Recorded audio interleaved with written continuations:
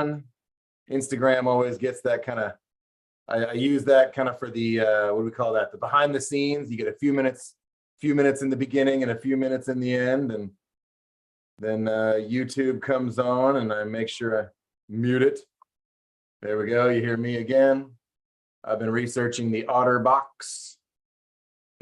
Pilot that you're using, which is pretty cool. We're going to do a transition to us there, and we've got sound, and we are good. So 10:10, we got 10 minutes of tennis at 10:10.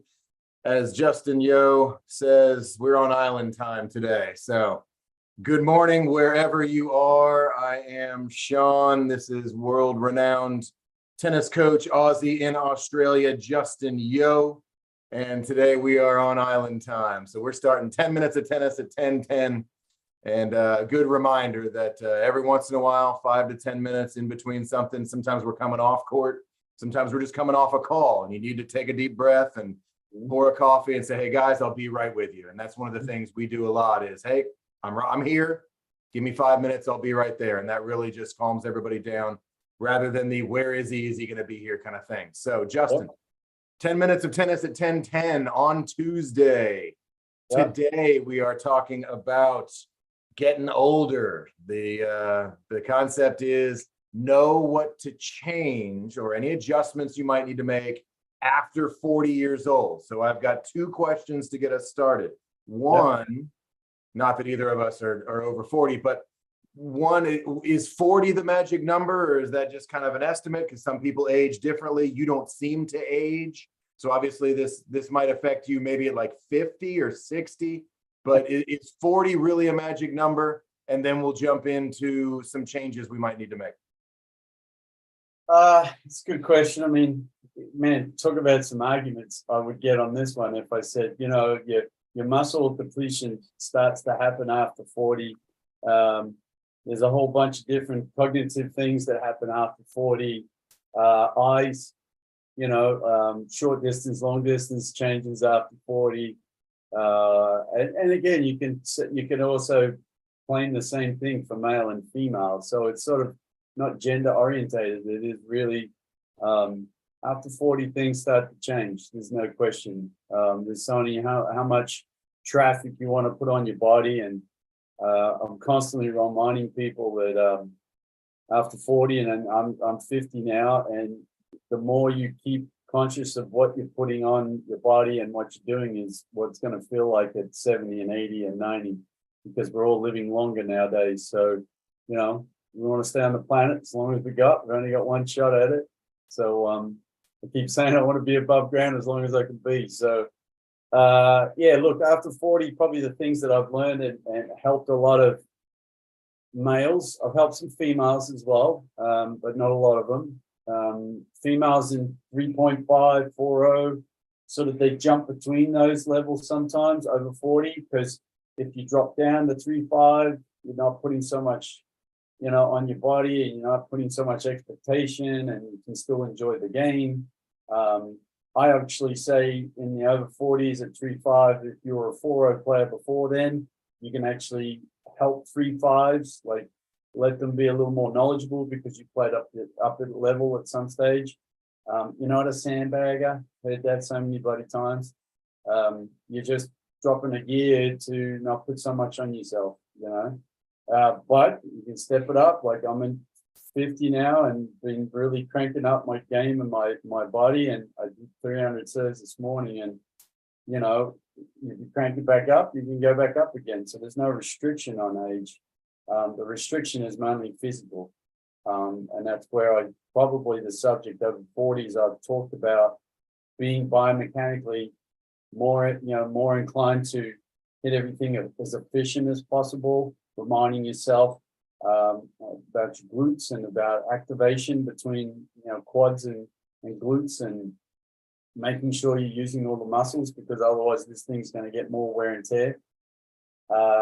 And probably some of the things that I've really spent a lot of time with, which helps you, is there's 3.5, 4.0, 4.5, 5.0 men that I've worked with in over 40 clinics, where I did like an hour and a half of showing them how to enjoy the game again the way they used to in their 20s, because you can't hit the ball like your 20s. We change their forehand, their serve, their volley. We change even tactically how they play, so they understand that the split step is a little earlier and you don't go so deep into the court because you're not as quick as you are from baseline to service line. And when you do that, the volley can be a lot easier because you're balanced and you're not on the run and being off balance. So there's a lot of things over 40 that you can, start to figure things out a little bit, make an adjustment, but still be playing your game. So that's sort of what I mean by over 40. And in that case, I got two things. One, we'll have the whole "you only live once" conversation for a different podcast. We'll have a different live on that one as to how many chances we get here. But looking at that and saying over 40, I'm not giving in. I don't have to switch to pickleball. I'm really not having to admit some physical failure. It really just is little adjustments and being willing to understand that things are changing. And hopefully by 40, we have the maturity to be able to do that.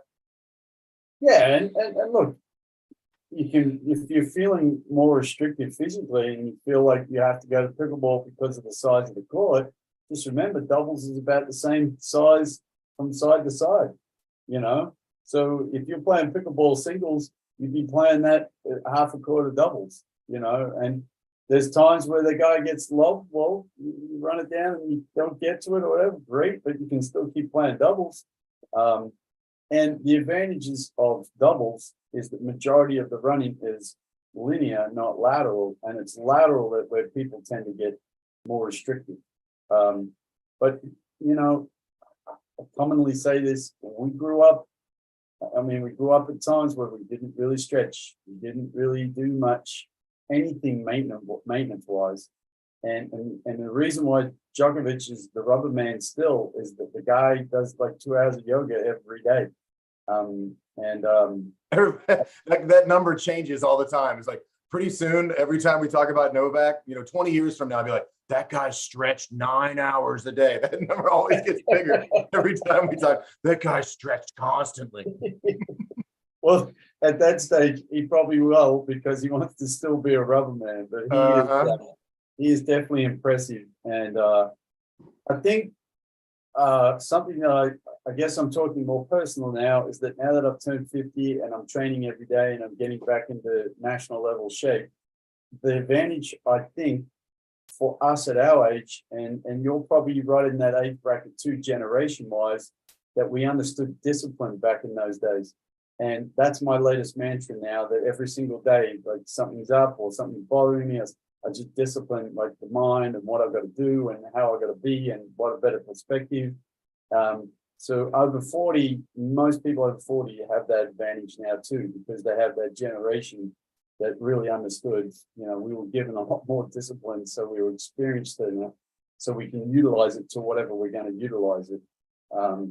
Even to be on time today, 10 o'clock instead of 10:10, I should have been more disciplined. But at the end of the day, if you're on a tennis court, you and I just said it, there is no rush. You don't get on there and go, I've got to get off the court in 60 minutes. No, I'm getting off the court when I won this match. Mm-hmm. So sometimes we have to realize there's no real limit, and time, if you let it stress you, then there's a good chance you're going to uptight yourself as well. Well, there's a maturity to that, but there's also a what's the word I'm looking for? An appreciation of somebody else's time. Those people, Mm-hmm. I heard a phrase recently called time blindness. Yeah. Evidently, they're trying to, I say they are trying to make it a disease. I'm late, but it's not my fault. I'm afflicted with this thing, as opposed to the fact that I can't just set an alarm and get there on time, which I think is selfish and rude. I don't think you have a disease. I think you're selfish and rude.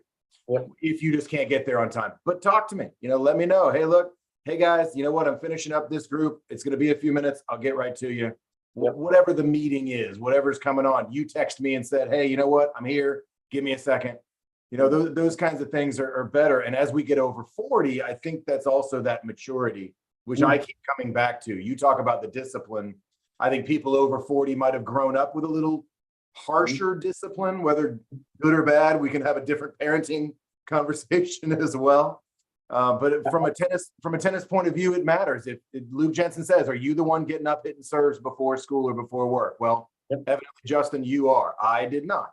Now I've got an infant, so I've got my excuses right now. But that is the thing. That is the way we get better, and that is what we have to do as we get over 40. That we have to say, you know what? I've got to stretch more. I've got to do more off the court, even or before I play tennis. So maybe that's some of the advice that says that if there are little things that I can do, if I can tell somebody who's 39 and about to become this thing, about to become that 40-year-old, but also the 50-year-old, somebody who's past that mark and isn't stretching enough, can you give me one thing or two things that say, here's how you can make a big difference right now? Two things. First one, always live with a roller, period. This is unbelievable what you can get away with a roller, with loosening things out. Second, and actually, I'll say the roller and a tennis ball. I travel with two tennis balls. I put one behind my back and one in between my hips, and I slip on the flight. I'm usually moving them around, so when I get off the plane, I'm not tight in all those areas. It makes you sit differently. So tennis ball and a roller are two things you can get away with a lot of stuff. And if you travel a lot, here's a real funky one that I use for my academy. This is a real big tip for everybody. You use your tennis can that you emptied your tennis balls to play with. You grab that plastic can, you grab a instant concrete cement from Home Depot, fill it up halfway, put some water in it, mix it up, wait for it to dry out, and you can use that as a massage and roller itself everywhere you travel. So now you're using the can, recycling the can for something, because it's got a little knob on the bottom, and because it's got concrete in it, it's got weight, so it can roll out any sore muscles or hips. Or so that's a cool one for most players on the run, old or young. And then the last one, I think, over 40, understand your restriction with your shoulder. That would be the next one I would say. Externally and internally, you can still serve well if you don't externally go as far on your shoulder, and just find where the comfort is and then bang, and let it still work for you. That's probably one of the things I teach a lot with the over 40s guys. Is like, hey, you're coming around way too far, you're stretching that shoulder, no wonder you can't fire it. And if it restricts, so does your hip fire as well. Well, there we go. 12 minutes of tennis at 10:10. I made up for it. Exactly. We made up for it. Justin Yeo, thank you so much. We'll see you next week. Cheers, mate.